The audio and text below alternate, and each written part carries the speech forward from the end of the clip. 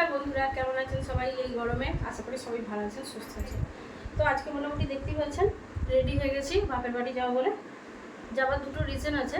এক হচ্ছে কালকে আমার ছেলের বার্থডে আছে, শুয়ে শুয়ে যথারীতি মোবাইল দেখছে আমার ছেলেমেয়ের। এখন একটাই কাজ হচ্ছে মোবাইল দেখা। আমার কিছু খাবার সামগ্রী ফুরিয়ে গেছে, যেমন চাল, আলু, এগুলো আনতে যাই। যেগুলো শহরের সিটির মানুষরা আমরা কী করি, যেগুলো কিনে খাই গুনে গুনে গুনে গুনে ভাগ করে করে খেতে হয়। কিন্তু যথারীতি আমরা হোটেল খেয়ে এসেছি, তো ওই জন্য কুলোতে পারছি না বলে দায় পড়ে যেতে হচ্ছে। আলু আনতেই হবে। আমার ছেলে বলছে কী করে হবে, সেই জন্য দেখো আমরা তুমি যতটা রান্না করো আমরা ততটাই খাই, তাতে আবার কি আছে। ওদের যদি 4-5 পিস করে আলু দিই কারণ মন ভরে না। তাকে যতদিন মা বাবা বেঁচে থাকবে ততদিনই আশা করা যায়, তো সেইটুকু আশা করছি। এখন ওরা বলে দিয়েছে যতদিন আছে তো দিচ্ছি, সেদিন অঢেল খেয়ে যাও। ওই জন্য যাচ্ছি, নিয়ে আসবো যথারীতি। দেখা যাক, একবারে তো পারবো না, খেতে খেতে যাবো। তো রেডি আমরা হয়ে গেছি, কিন্তু দুপুরে রোদটা প্রচণ্ড বেরিয়েছে, লেট হয়ে গেল। কারণ আমার এমনি শরীর অসুস্থ খুবই, পা নিয়ে হাঁটতে পারছি না। কী হয়েছে পায়ে তো বুঝতেই পারছি না। যাই হোক, ইদানিং হচ্ছে আমার মেয়ে আমাকে প্রচণ্ড উৎপীড়নে রেখেছে, প্রচণ্ড। কারণ না চাইতে যতটুকু হচ্ছে আমি দিয়ে দিচ্ছি, তো ওই জন্য ওরা ঠিক করেই রেখেছে মাকে কীভাবে টর্চার করা যায়। টর্চার?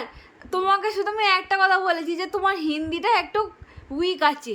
আমি ওকে একটা কথা বলছি যে তুই টেনে টেনে কথাটা বলিস না, আমরা হচ্ছে প্রপার বাঙালি। টেনে টেনে যখনই বলবি আদার সাইডের মানুষ ভাবে বাবা এরা টেনে টেনে কথা বলছে কেন। বাঙালিরা তো টেনে টেনে কথা বলে না, যেহেতু ও নিজে শুনতে পাচ্ছে না ওই জন্য কোনোভাবে মানছে না। তো বন্ধুরা, আপনাদের সঙ্গে আমি শেয়ার করবো যে ও কথাটা কিভাবে টেনে টেনে বলে। আমি টেনে টেনে কথা বলি কি না বলি সেটার সাথে ওনার সাথে কোনো সঙ্গ নেই। অবশ্যই সঙ্গ আছে, না শুনতে খারাপ লাগছে। যেটা শুধরে দেওয়া হচ্ছে সেটাকে শুধরাবার চেষ্টা করতে হয়। সেটা শুধরাবে না মানে নিজের কষ্ট কোনোভাবেই মানবে না। হ্যাঁ ঠিক আছে, ঠিক আছে, যত হচ্ছে মায়েদের। তো এরপর আমরা কি করবো না করবো সেটা আপনাদেরকে দেখাবো আর দেখাবো। এবার রেডি হয়ে বেরোবো রাস্তায়। তো দেখাই যাক গরমে কীরকম হয়। যেতেও তো 2 ঘন্টা 2.5 ঘন্টার উপরে লাগবে, অনেকটা দূর রাস্তা। হচ্ছে বর্ধমান যেতে হবে, অনেক দূর। তো রাস্তার কিছু পাটা আপনাদের সঙ্গে শেয়ার করবো, রাস্তায় কীভাবে যাচ্ছি, কি করছি না করছি আপনারা দেখবেন অবশ্যই। তো বন্ধুরা, যথারীতি কিন্তু দেখুন বেরিয়ে পড়েছি এই এত রোদে। তো বন্ধুরা, আমরা কিন্তু রাস্তা দিয়ে যাচ্ছি, প্রচণ্ড দুপুরে রোদ দেখতে পাচ্ছেন। সামনে কিন্তু এবার ব্রিজের এখানে দক্ষিণেশ্বরের এটা দেখাবো। এখানটা কিন্তু খুবই ভালো লাগে, কারণ দুপুরবেলার জন্য একটু ফাঁকা, কারণ একদিকে মন্দির, নিচে দিয়ে গঙ্গা বয়ে যাচ্ছে ব্রিজটা। এখানটা যদি সন্ধ্যাবেলা কি বিকেলবেলা কেউ আসে সেখানটাও কিন্তু খুবই ভালো লাগবে, খুবই মনোরম একটা পরিবেশ হয়। হাই রোড থেকে এবার সাইডের রাস্তায় নেমেছি। এখন মাঠে কিন্তু আলু ভাঙা চলছে, আলু ভাঙা চলছে এখন এই রোদের গরমে। সব এই যে আলু গাদা করা আছে, দেখতেই পাচ্ছেন, বুঝতেই পারছেন। আলু এবার গ্রামের দিকে ঢুকছি আমরা। কত আলু! এদিকে কিন্তু ব্রিজ এখন অলরেডি কিন্তু ব্রিজের কাজ এখনো চলছে।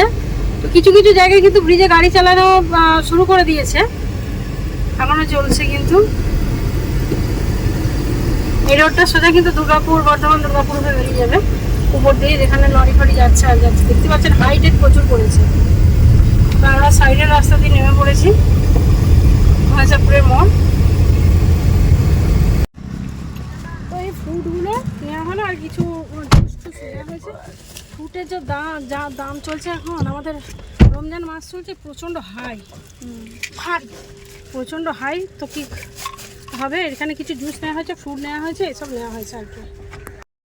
তো গাইজ এবার আমরা চলে এসেছি নানির বাড়ির এখানে। এবার মায়েরা নামবে সামনে দিয়ে, আর আমি আর ভাই প্রথমে চলে যাব নানির বাড়িতে। আর যেহেতু আমরা এখানে চলে এসেছি এবার তো আমাদের খুবই মজা হবে।